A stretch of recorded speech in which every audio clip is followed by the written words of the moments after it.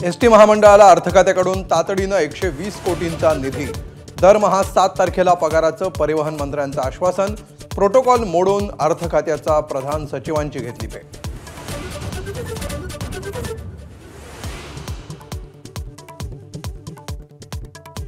अर्थ खात्याचे अधिकारी परिवहन विभागाची फाईल अर्थमंत्र्यांपर्यंत पोहोचू देत नाही। प्रताप सरनाईकांचा आरोप। एसटी साठी 928 कोटी मागितले पण केवळ 272 कोटीच मिळाल्याची माहिती।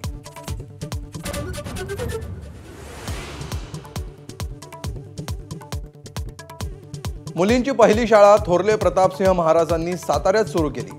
उदयनराजेंच्या विधानानं नवा वाद। खोडसाळ पद्धतीनं इतिहासाची छेडछाड नको, काँग्रेस प्रदेशाध्यक्ष सपकाळांचा इशारा।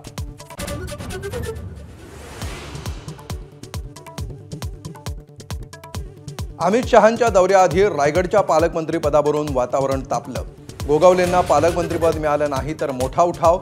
शिवसेनेचे आमदार महेंद्र दळवींचा इशारा। इतरांची संयमाची भाषा।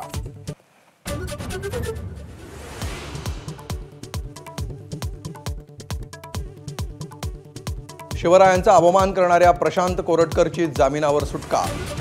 कोल्हापुरातून कोरटकर मुंबईसाठी रवाना।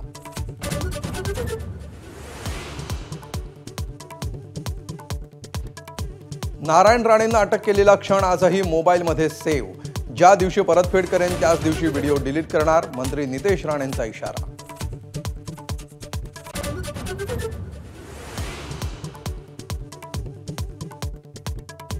महाराष्ट्रातील रेल्वेसाठी केंद्र सरकारकडून 1,73,000 कोटींच्या प्रकल्पांना मंजुरी।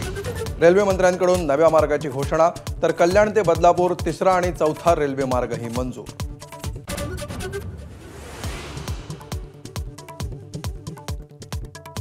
छत्रपती संभाजीनगर शहरातील महिला छेडछाडीला कंटाळल्या। उच्चभ्रू भागात बाईकवरून येणाऱ्या तरुणाकडून छेड, तर बारामतीमध्ये तरुणाच्या त्रासाला कंटाळून 16 वर्षीय मुलीची आत्महत्या।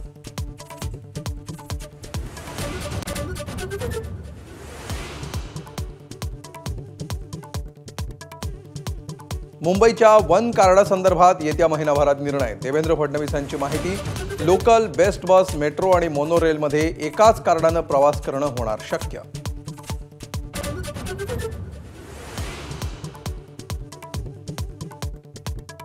सोनं पुन्हा महागलं। सोन्याचे दर 96,000च्या घरात। गेल्या 24 तासात 2,000 रुपयांची वाढ।